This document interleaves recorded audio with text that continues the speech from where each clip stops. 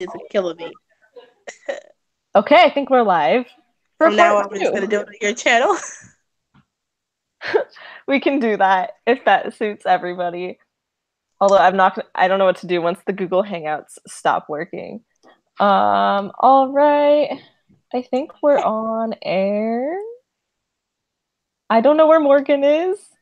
Uh-oh. I invited her. Oh.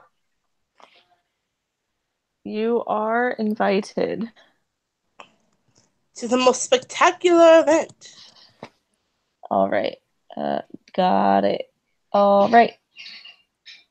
So she says when she gets it, she'll come in here. I don't even remember what we were talking about. Me neither. Yeah, so that's that. Maybe Morgan remembers. I don't know. She might be more of a functional adult than we are. Maybe. Hopefully.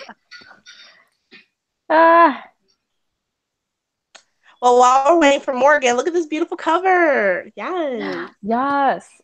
And then look at this beautiful cover. Yes. Yes. I know. I really like both covers. Yeah. Honestly, if I'm going to be biased, I like this one because I like color. If you couldn't tell by my room. Yeah, there's lots of color. Mine's like kind of messy. Otherwise, I'd show it. Even my bed room's messy. I mean, like, it's messy. There's stuff everywhere, but yeah, it's colorful.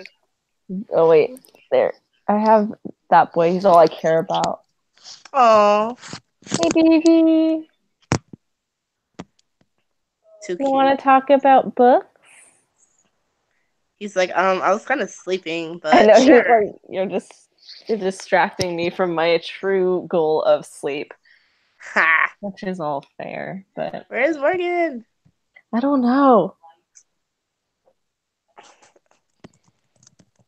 She text us? She says she's not seeing it. I'll re-invite you. Lol. Okay. Pop Day Morgan, please. Oh wait, should I have shared that on air? Whoops. What? I said nothing. It's fine.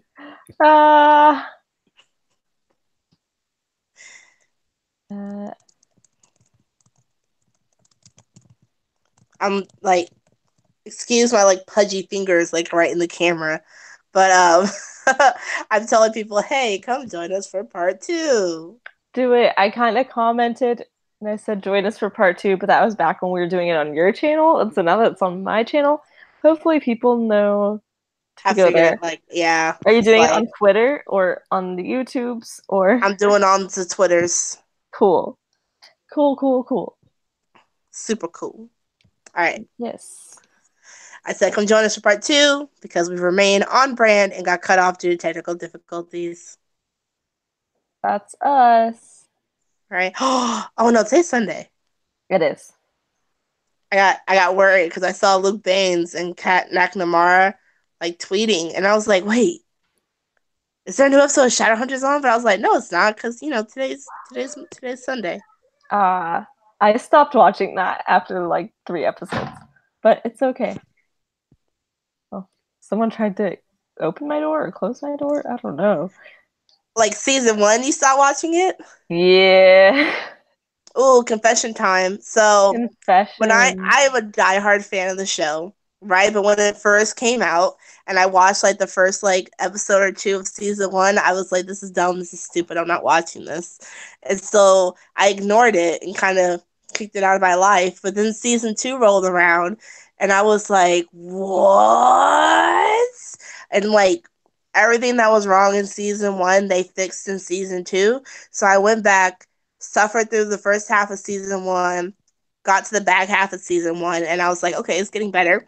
Got to season 2, I was like, okay, this is really good. And then I got to and then it just kept getting better as it went. I feel like it's just like too distant from the original book series for me.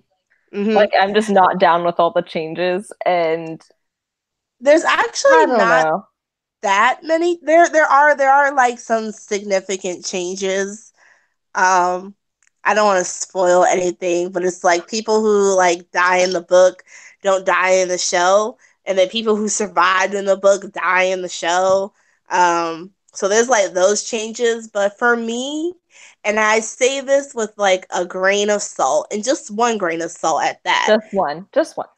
I kind of enjoy the show more than the books.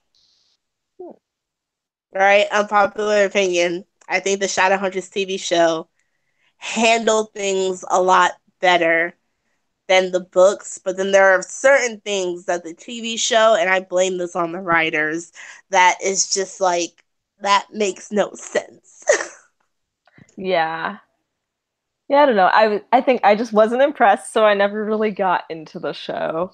But yeah, I like other shows. Oh no, wait, what did Morgan say? Oh no. We forgot about her. What she say? What happened? What's up? She says, my email is deciding to be a jerk. I've been sitting here for a hot minute. Oh, sorry, I'm reading your text out loud on air, Morgan. Oh wait, Morgan, you're here. Sorry. I've made it. I'm releasing all your personal information. Text me your social security. I'll read that out loud. This is Morgan's address. This is her government name. Steal my identity, 2K19. All right. So do you remember what we were talking about? Nope. New topic. Okay. What else do we have to discuss? Have to go in like 10 minutes, so I have rehearsal. Let's see. We talked about Quinn. Ooh, fun. We talked about Rashad. We talked about the father, the March. Favorite scenes. We were talking about Spoonie. That's who we were talking about. Oh, we were, yeah. Oh, yeah. Okay. I remember now. Okay, so I was saying that like each of the characters from the book, for me, are like different caricatures of how people respond when these situations happen, right? Mm-hmm. There's like the officer who's just like, I was just doing my job, and it's just like people are painting me out to be this villain. Then there's the officers' families who are like supportive of this person and super defensive. And then there are people who know who the officer is, and they're just like, wow, I can never imagine that this would happen.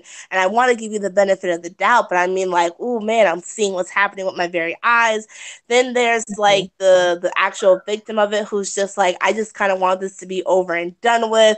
Then there's like the victims, not necessarily like the victims' families, but like other people who are also like in that category, like other Black people who are just like, yeah, and they like use that situation to be like, you know, fight the power and all this other stuff. And then there's people who are like Rashad's dad, who's just like, we need to look at this from a very, you know, logical standpoint and not let our emotions overcome us. So for that, I will give the book a lot of points, because they represented each character in that way very well. But like I said, the character arc of Quinn was just kind of Yeah. Could have been better. Yeah. Yeah, absolutely could have been. Cool. I feel like Deja said it perfectly. Yeah, Deja, go off, sis. Like, pop off. All of that, just to say that. That's okay. It was important. You must say it. Your voice must be heard. It was important. Yes. Does anyone else have any last minute things now that we've started this whole part 2 live show to include? I don't know. I mean, I think we tackled everything that I really wanted to discuss. Yeah, don't do drugs, kids. Don't. We were talking about drugs, but yeah, don't do those. Yeah. Yeah. Yeah, overall, I thought it had a lot of really important themes. So I really enjoyed reading it. Also, it was just like very fast paced and easy to get through, like in terms of the writing, not in terms of the subject. Yes. The subject was difficult, so it was good that the writing was easier, if that makes sense.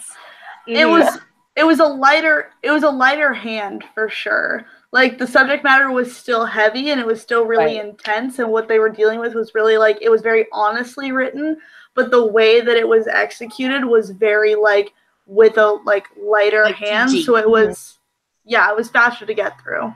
Yeah. For Whereas, sure. like, exactly what I meant. I was about to say something, but I forgot that quick. You said what it was like. Oh, like kind of like The Hate You Give. I feel like that was like if this book could be considered like on a scale of 1 to 5, I think All American Boys is maybe like a level 2, right? I think that The Hate You Give was like somewhere between a level 3 and a level 4. And it's like I do want to read a book eventually that's like a level 5, but I feel like that would be more of like a nonfiction or like a memoir or something like that. Mm-hmm. Do you mean in like terms of like? You mean in terms of like how heavy the subject matter is? Not like, necessarily that, but it's just like they're not holding anything back. They're not trying to sugarcoat anything. Okay.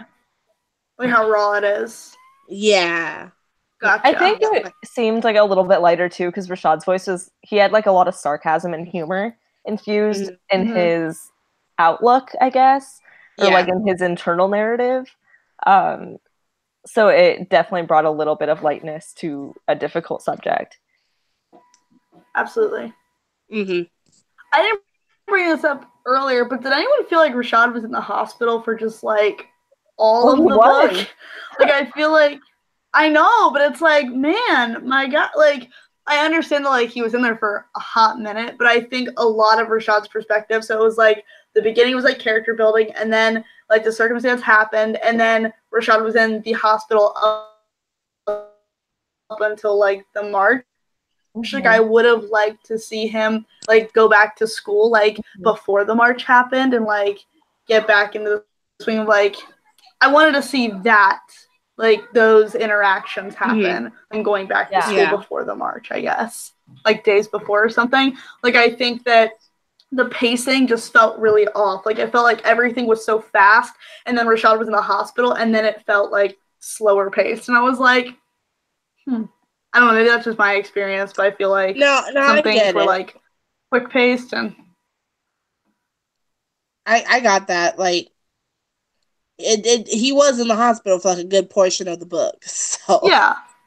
Understandably so too. Yeah. But it would have been nice to like see him like outside the hospital and like maybe like have a scene where he runs into like Quinn's friend, or if he gets like, or he, just see him interact with like the other students or the other people in the town who know that he was involved in this, rather than just have it like right at the end. Mm-hmm. And then like all of a sudden like him and like Quinn have like this understanding, and I'm just like, I was like, yeah, that was a little cheesy to me. Yeah. I was like, they looked at each other. Like, I don't know each other. And he just had an understanding, and I was like,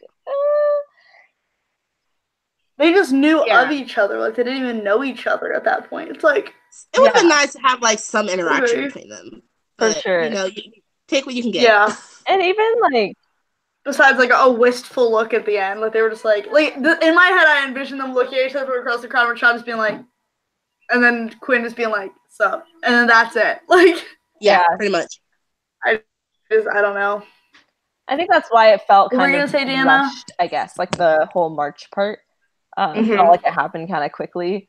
And that was probably part of why. I think like it would have been nice to have a conversation between them or between like Rashad and like, I don't know, some of the other students like you guys were saying. And I would have liked to see some of like the aftermath after the March.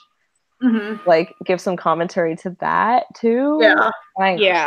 I don't know. Although I kind of do understand like that was the most powerful moment and that's kind of what they wanted to leave you on, but I don't know.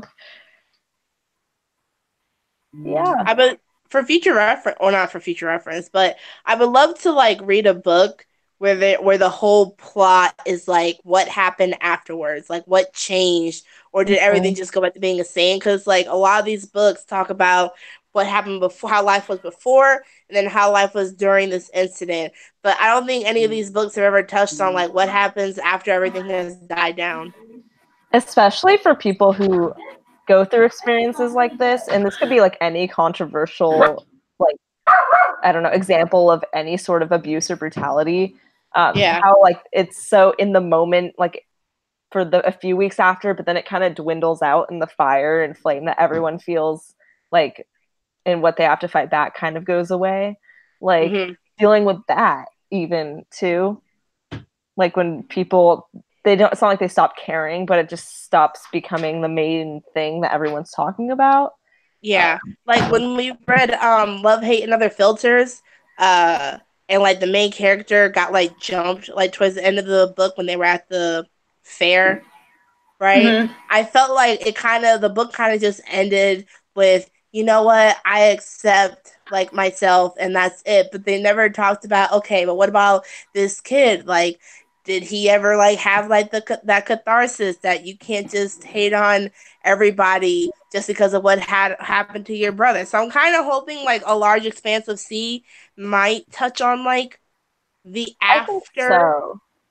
But I don't have high hopes, if I'm being honest. Well, but I hope a very post 9/11. So it's gonna be very much like the after. It's following a woman that wears a hijab right after 9/11. So, and it's also coming from a lot of Tahada Mafi's like personal experience after 9/11. So I think that alone is going to be enough for me to like. I have pretty high expectations for this. I also haven't read anything by I have high expectations. Very high. Oh yeah.